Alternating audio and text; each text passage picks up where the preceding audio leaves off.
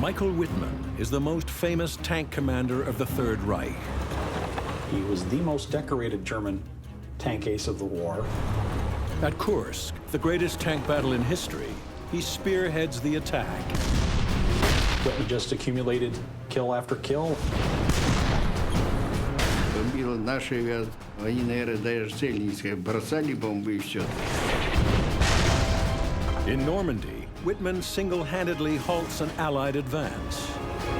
One German tank was able to knock out so many British tanks in a matter of a few minutes. Wittmann's final battle turns him into a Nazi legend. It was almost suicidal for the Germans to mount that attack.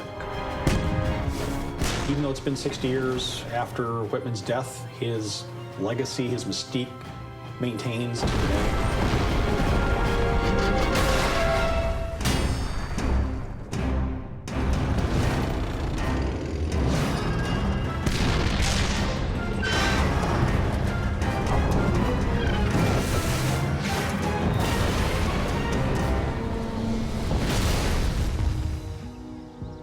Le Cam German Military Cemetery, Normandy, France. 21,000 graves, a monument to the death of the German army in Normandy and to the downfall of Adolf Hitler's reviled Third Reich. And yet amongst the rows of unadorned gravestones, there is one man's grave that is always honored with fresh flowers. His name, Michael Wittmann. Wittmann is considered the greatest tank ace of all time. He was the ace of aces. Many people say that he was a very quiet, likable man. He wasn't your typical Nazi. Most tank commanders weren't personally decorated by Hitler, but most didn't quite stand out with the number of kills that Wittmann did. Wittmann's mentality was aggressive, motivated, disciplined, kind of encapsulates the Panzer arm of World War II into a person. Wittmann died here in the fields of Normandy. But his legend began in the fields of Bavaria.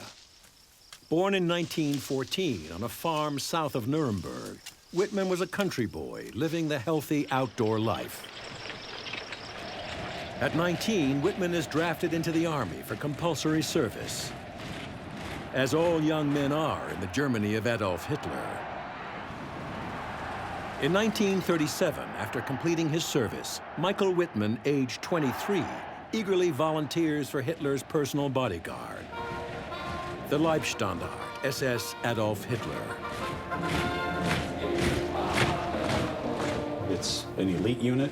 They were in parades, they were very regimented. It would have been hand-picked personnel. They would have had certain height and physical fitness requirements, a certain look.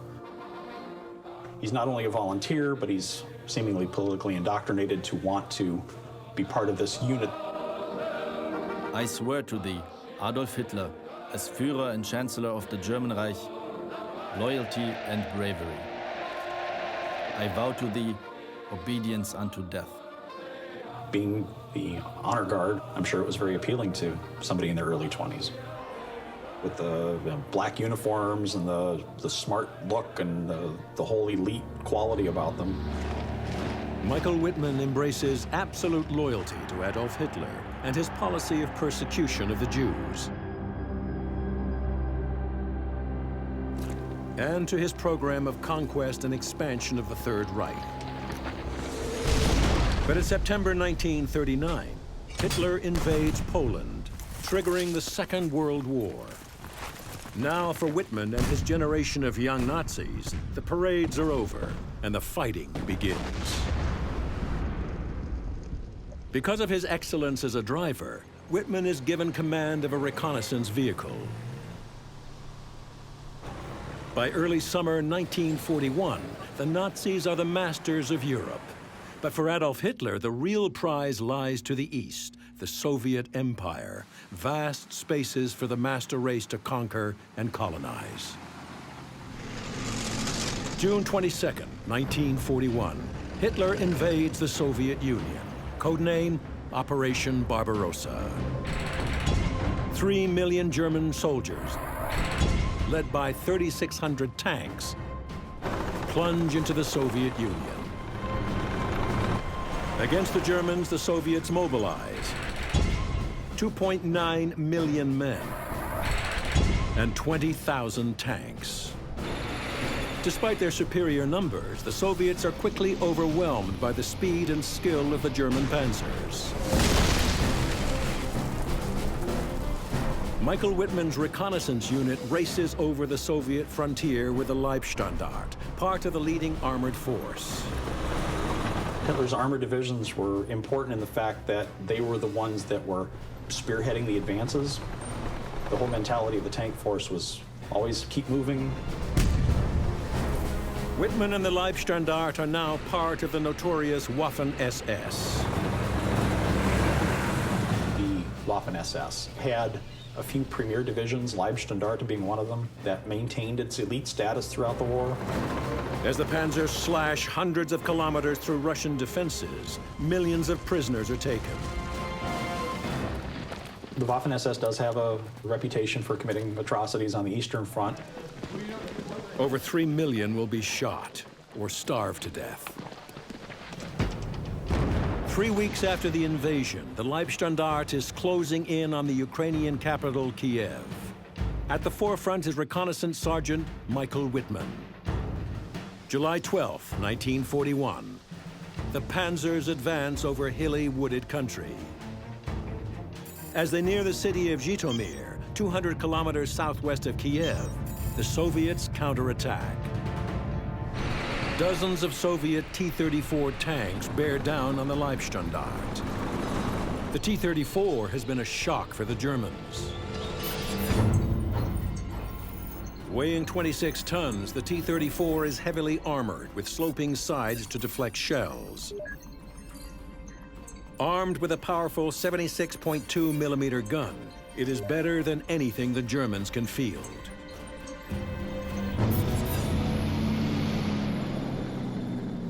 Wittmann is ordered to reconnoiter the enemy forces in a Sturmgeschütz 3 or Stug.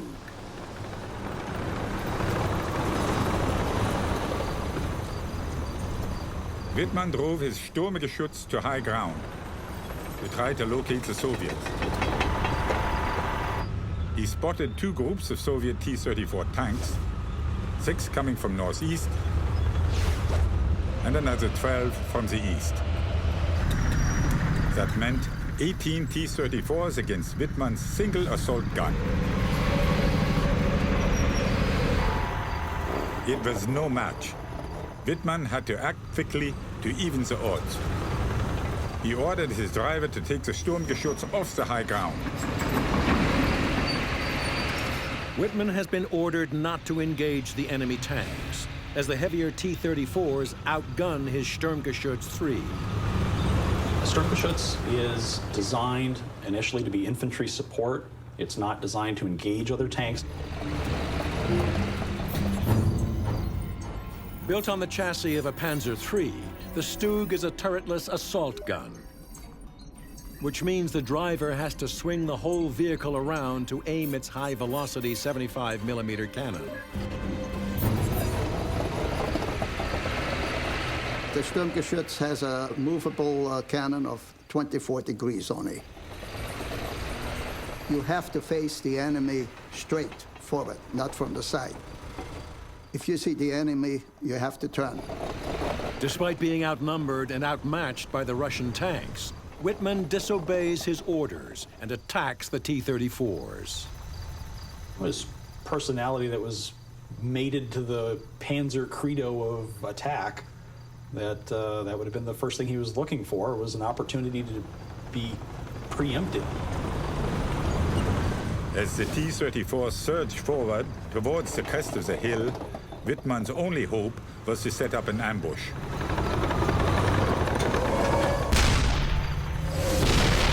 It was a direct hit. A second T-34 surged over the hill. It went up in flames. A third T-34 managed to get a shot at Wittmann's Sturmgeschütz.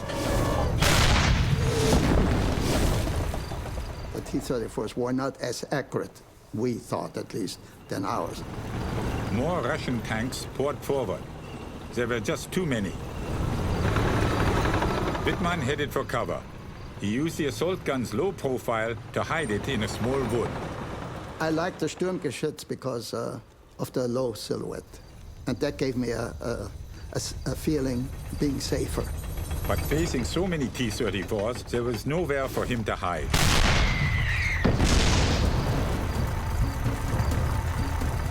Wittmann's driver swiveled the Stug to bring its gun to bear on the Russian. Firing would have definitely been an issue because of the inability to track a target via a turret. You would have to maneuver the vehicle.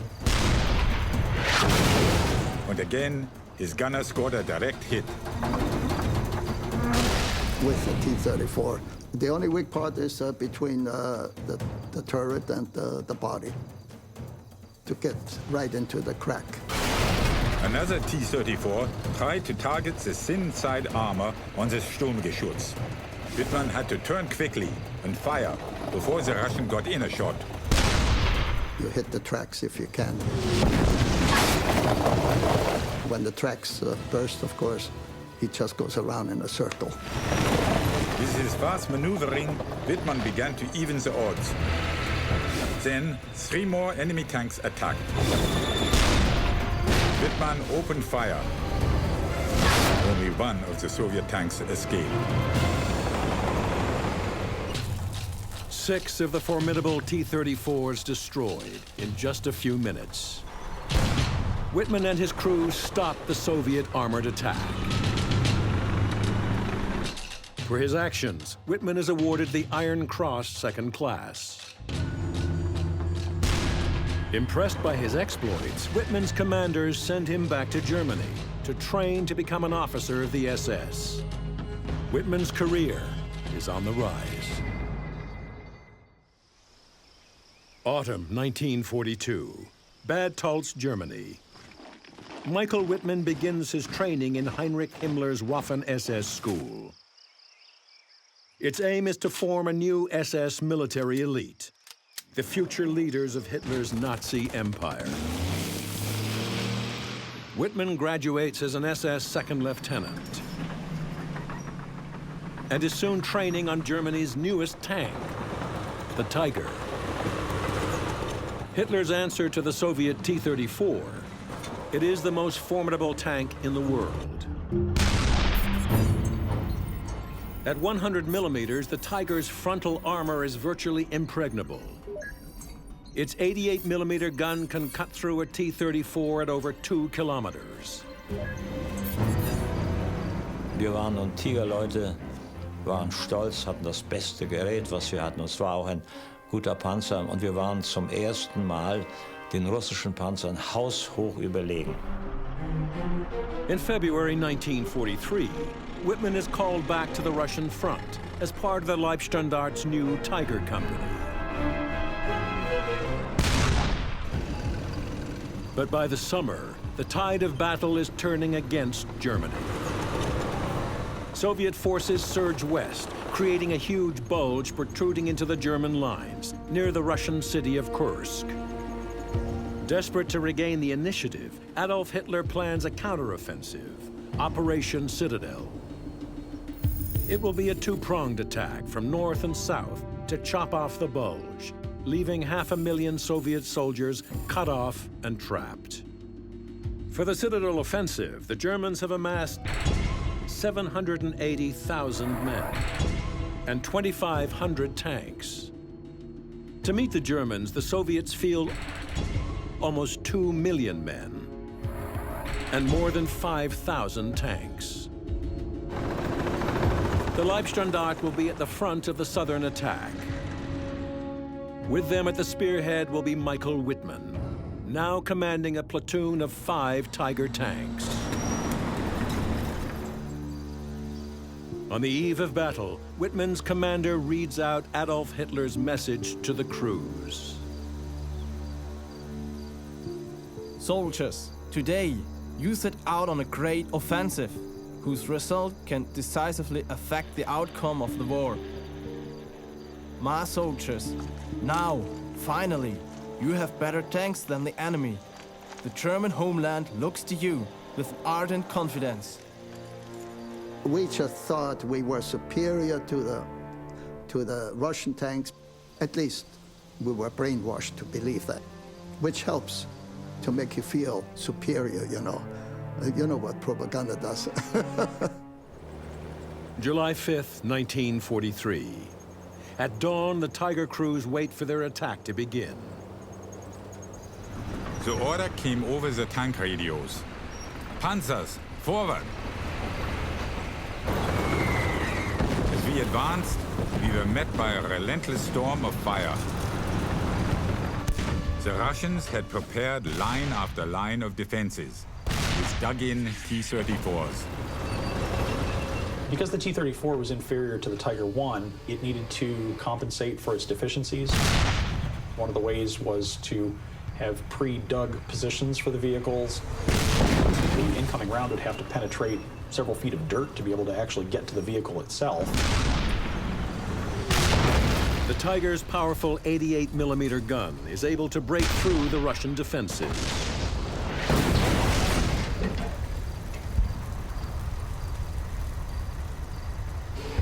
While the Russian shells bounce off the Tiger's armor.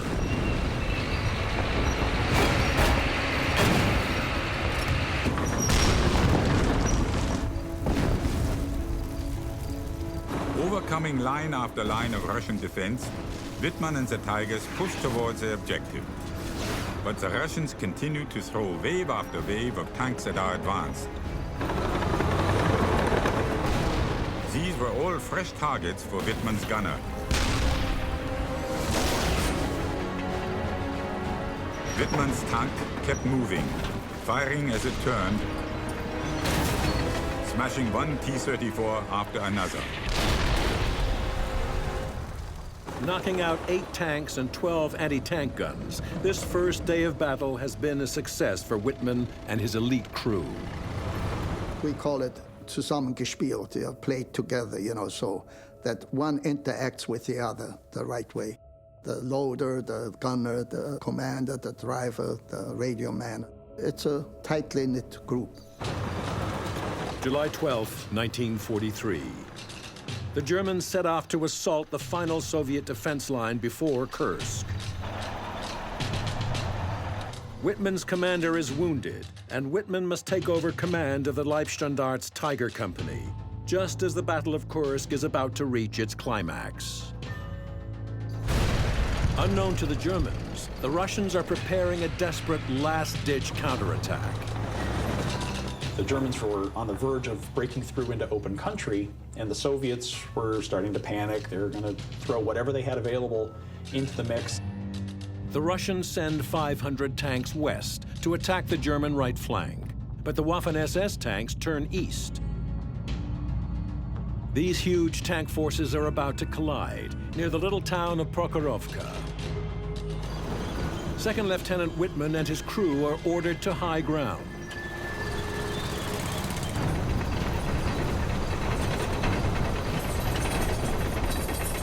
In the distance, what seemed like a dust cloud was rising.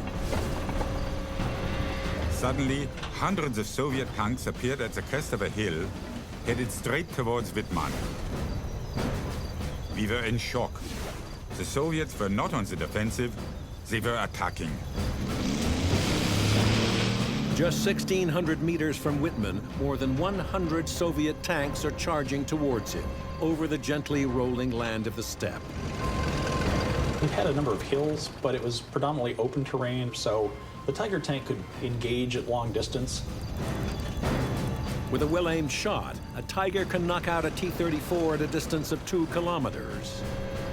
But the Russian tanks have to get much closer before their guns can have any effect on the Tigers. Wir kamen im Angriff, man muss sich das so vorstellen, Panzer an Panzer, die große Kette, und auf der anderen Seite kam die T-34 an. The T-34s raced towards us, trying to close the deadly gap. They came back into view, now only 800 meters away. The Tigers opened fire.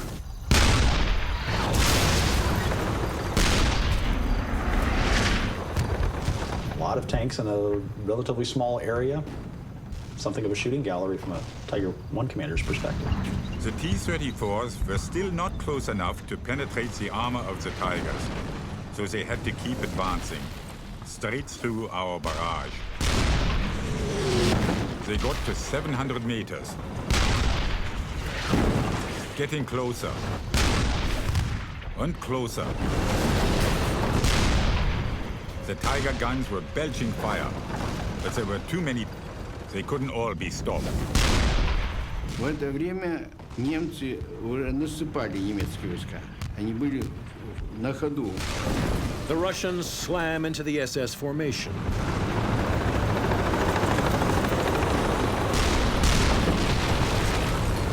Они рассчитывали, что мы в контратакаде это будем, а тут хлестнули две массы. At close range, the German tanks are vulnerable. Wittmann's Tigers spring into action. Wittmann's gunner fires on the move, again and again. One of the reasons that Wittmann was so successful as a Tiger commander was his ability to fire while moving with the vehicle. And that way they could acquire the target, but they'd get rounds on the target more quickly. Such a technique wasn't normal. In fact, German regulations stressed that the tanks should not fire when on the move. It's basically a waste of ammunition. But Wittmann and his crew have mastered the difficult technique, using it to their advantage. From Wittmann's perspective, Prokhorovka would have just been chaos. It would have had firing at close range. Wittmann's tank is hit twice, but keeps on fighting. Gemetzelt auf beiden Seiten, Panzer auf Panzer. The battle rages for hours. The Russians take appalling losses. But they succeed in slowing the German advance. Бомбила наша авиация, бомбила немецкая. Я думал, что они, наверное, даже цели не искали. Бросали бомбы и все. Kursk is considered one of the greatest tank battles in history because of the numbers of tanks and other armored vehicles involved in a relatively small area. Our Tiger Company had a series of fine successes. Over the whole Citadel Kursk battle, we destroyed 151 enemy tanks. Despite the success of the Tiger units, the ferocious Russian defenses has stopped Hitler's offensive. The Germans have lost the decisive tank battle on the Eastern Front. From now on, Michael Wittmann will be fighting for his and for Nazi Germany's survival. In its third winter on the Eastern Front, the German army is in full retreat. The Russians have pushed them 500 kilometers from Kursk back into the Ukraine. Michael Wittmann's Tiger unit is fighting a series of desperate rearguard actions. Tiger units would have been sent from one sector of the front to the other to try and plug gaps that had been opened up by Soviet armored forces and attempted to blunt them so that way German forces can continue their retreat to the west. The rapid Russian advance leaves the Soviet supply lines stretched dangerously thin, making supply convoys a vital necessity. December 6, 1943. Wittmann and his unit, now designated the 101st SS Heavy Panzer Battalion, are poised to attack a Soviet supply convoy near the town of Brusilov. But between the convoy and the Tigers are batteries of Russian anti-tank guns.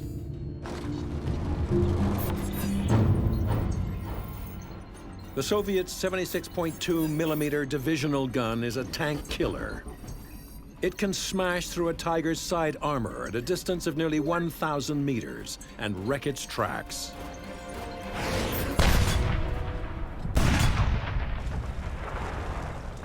To kill these anti-tank batteries, Wittmann's tactic is to play a dangerous game, using himself and his tank as bait.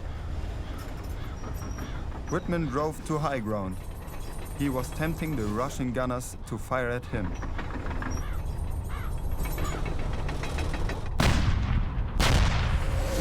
They took the bait, but now the gunners had revealed their positions.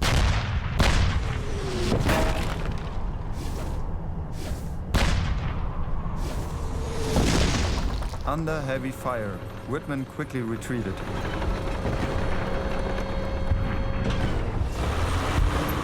Then our Tigers raced at the anti-tank guns from their blind spots, charging straight at them before the Russians could turn the guns around.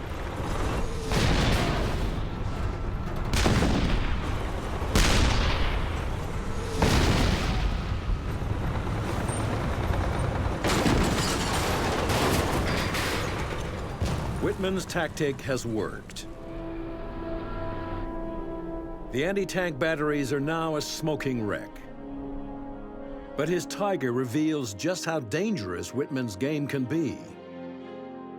We counted a total of 28 hits on the Tiger. Some of them were smaller, of course, but there were also some big enough to easily put one's fist into. With the anti-tank batteries eliminated, Wittmann races towards the supply road. He drives into cover to observe the road, and he spots a convoy. Though he's heavily outnumbered, Wittmann decides to attack on his own. Wittmann would have been trying to make the best of a bad situation. He would have been increasingly reckless due to necessity in engaging enemy targets. Like a wolf attacking its prey, he quickly knocks out the lead tank and the rear tank, leaving the convoy trapped on the road at his mercy. Wittmann blasted the enemy with furious barrages of gunfire. He placed his fiery mark on the road, smashing long lines of Soviet vehicles into junk. This caused mass confusion amongst the Soviets. Wittmann's daring lone wolf attack has worked brilliantly. The Russian convoy has been destroyed. Over the next few weeks, he goes on a rampage, knocking out 61 enemy tanks. His total kills soon reach 117. He paints the number of kills on his tank barrel. On January 16, 1944, Wittmann is awarded the Knight's Cross, Nazi Germany's second highest military honor. Then, just a few weeks later, his Knight's Cross is upgraded with oak leaves, and he is promoted to first lieutenant. On February 2, 1944, Wittmann is called to the Führer's Eastern Front headquarters to receive his new commendation from Adolf Hitler himself. I think one of the reasons that Wittmann was decorated to the degree that he was that he was part of the Leibstandarte SS Adolf Hitler division, and that's Hitler's name in the unit. Wittmann is now ordered back to Germany, where his exploits have already made him famous. But the country he finds upon his return is in ruins, a result of Allied bombing. The sight of such senseless destruction of our cities is enough to make one's heart bleed. The Anglo-Americans have taught us to hate. They will see this hate transformed into energy. We desire one thing: to get them in front of our guns. we have only one watchword, and that is revenge. The war effort was definitely going against Germany, and they were looking for ways to keep up the public morale. He visited the Henschel factory where the Tiger One was made and made a speech to the workers there. I think Wittmann was used as propaganda for the Nazi Party, but I don't think it was totally unwilling on his part. I think it was just another way of contributing to the war effort. The Reich made him a celebrity intentionally. During his triumphal tour of Germany, Wittmann marries 19-year-old Hildegard Burmester. The couple is offered a special wedding gift, Adolf Hitler's Mein Kampf. Hitler went to Wittmann's wedding. A tank ace in Germany was so important.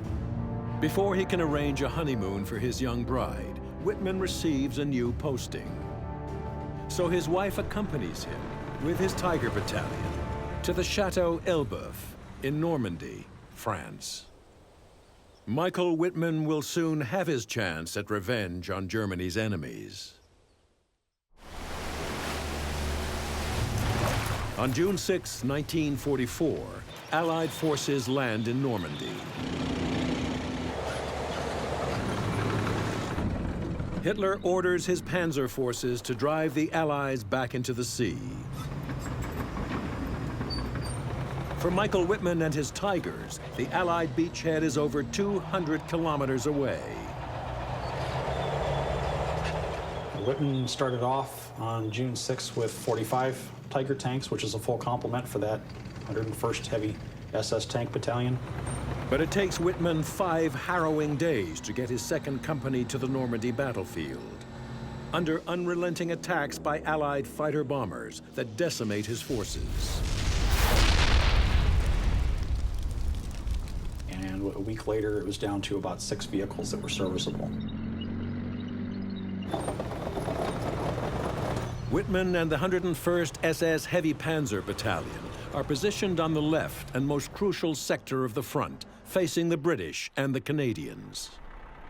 The Germans would have concentrated their armored units around the British and Canadian sector, because if that sector had fallen, that would have been the shortest route to Germany. So they had to hold that with their stronger units. The Allies are preparing the break out of the beachhead. Their plan is to send the British 7th Armored Division towards the key city of Caen, through the town of Villers-Bocage. June 13th, 1944. Sheltering from Allied bombers, Wittmann positions his surviving Tigers under the cover of trees, near Villers-Bocage. The British 22nd Armored Brigade was moving through the town. The column of British tanks is just 200 meters from Wittmann's position. The British do not know Wittmann is there, but they are about to find out. Then a man came into the command post and said, "Obersturmführer, tanks are driving past. I don't think they're German." I had no idea that the enemy might suddenly appear. Wittmann saw that there was an opportunity and that the British armored vehicles were in a nice, neat line approaching his position.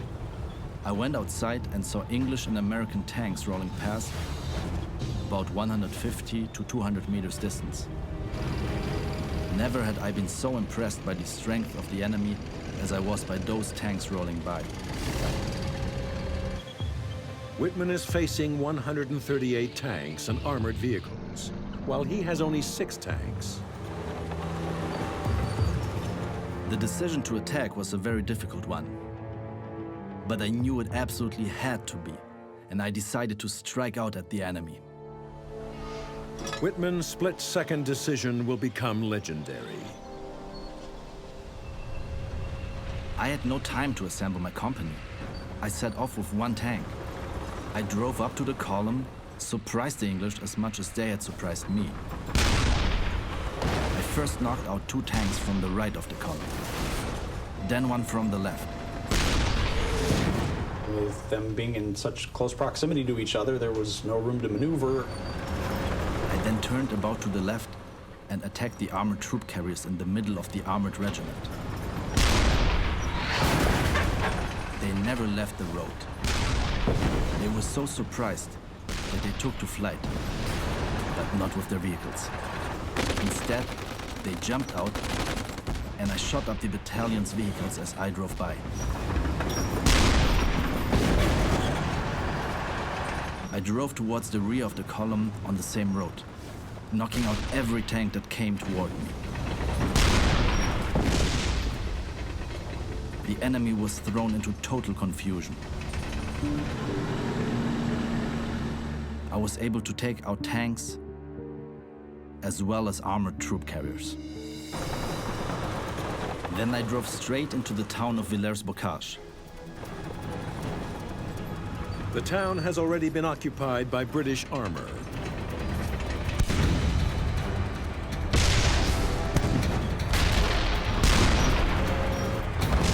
Wittmann continues his single-handed attack,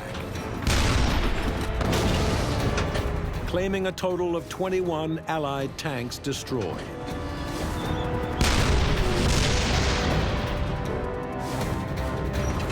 I got to approximately the center of town, where I was hit by an anti-tank gun. My tank was disabled. I fired at and destroyed everything around me that I could reach.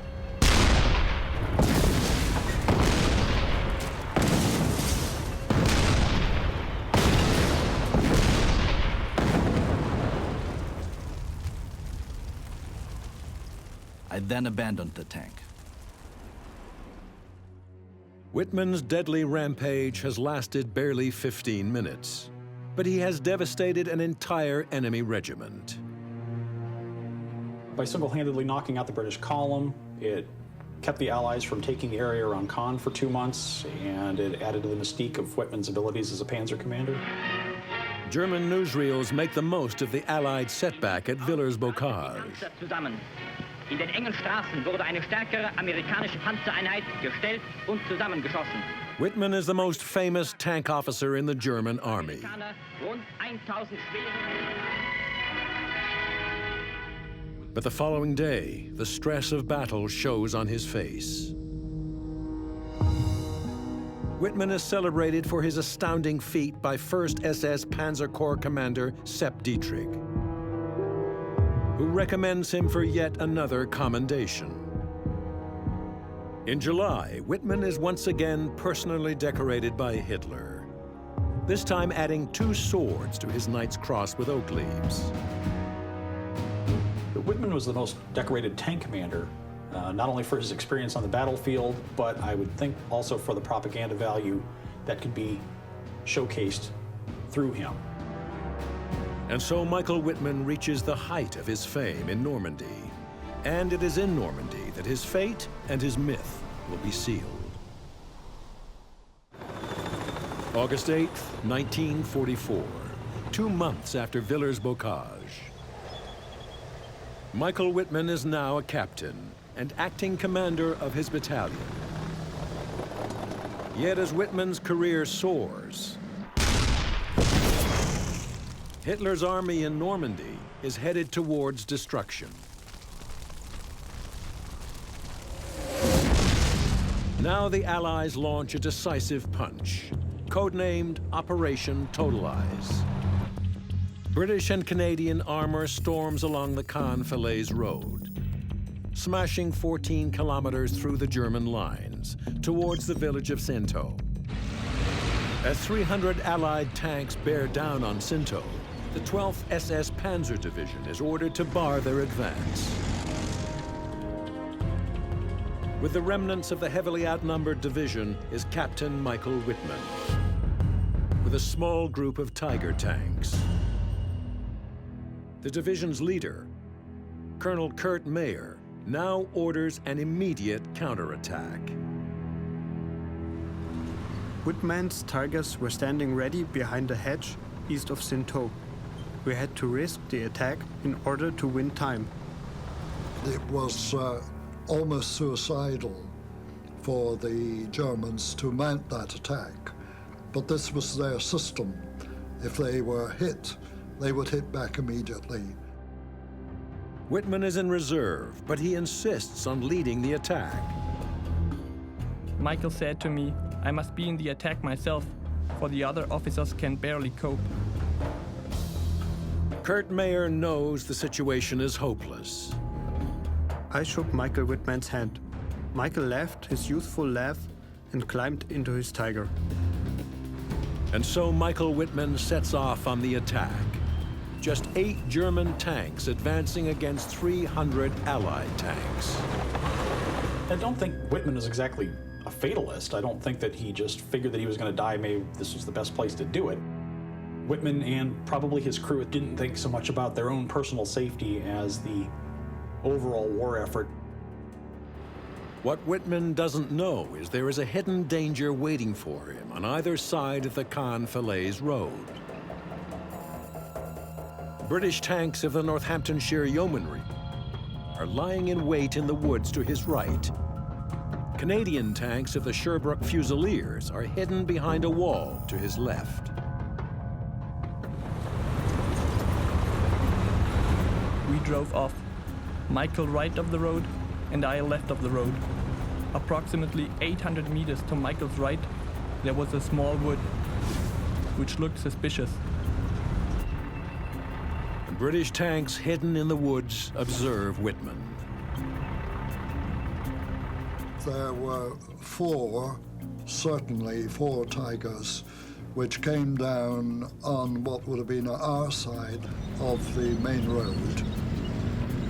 The Canadians of the Sherbrooks were, as far as I can see, actually much nearer, but they were on the other side of the main road. The Canadian tanks are hidden from Wittmann's view behind a long chateau wall.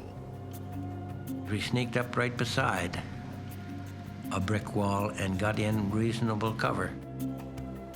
Just hit the wall just enough that you could get your gun, that you could move it sufficiently.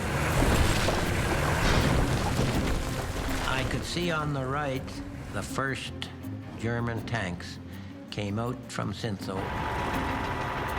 Right away, I can remember the wireless net becoming active. I can see them, I can see them. I saw these Tigers come in, across in front of us, about 1,200 yards away. My tank commander, he said, well, wait till they get to about 800 yards. We drove about 1 to 1.5 kilometers.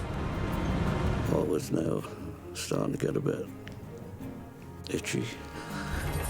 The Allies not only have the element of surprise, they have a new tank, the Sherman Firefly. The Firefly, upgunned with a powerful 17-pounder cannon, is able to penetrate 130 millimeters of steel. Enough for even the thickest armor on a Tiger.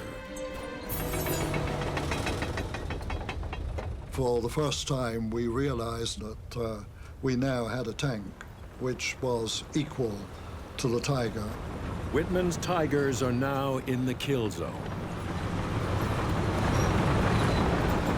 With my eyes, I could see the tank closest to the road, about 200 yards, I guess. The tank commander said, advance driver, and we pull out of cover. As we pull out of cover, he says, target the rear Tiger. I fired. We began taking heavy fire, and then I received a radio message from Michael. Achtung! Achtung! Von rechts! I'd look round at the second tank. I fired one shot at the second tank. The loader reloads. Again, fired when ready. 3 of the 4 Tigers are now knocked out. Wittmann's tank moves on alone. From close range, the Canadians now open fire at Wittmann's tank. The one that he was in, I think, went by me. Other people from my squadron were firing at it now. Wittmann's Tiger is hit.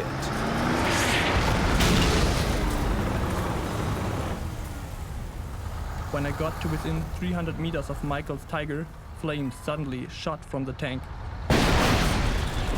I can remember a tremendous explosion and seeing the turret hit the ground.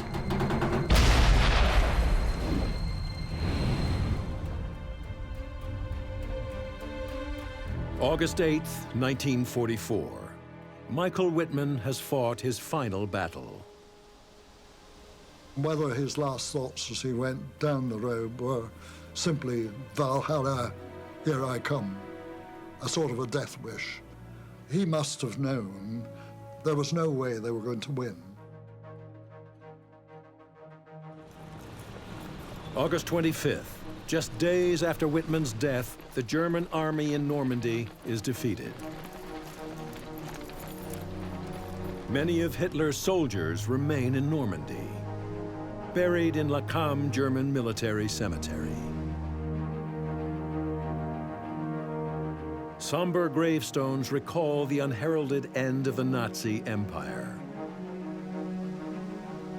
Yet Michael Wittmann is still celebrated.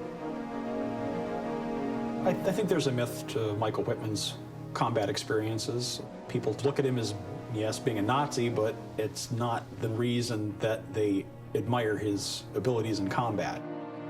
I think if you're on the receiving end of that, you're going to have a different perspective.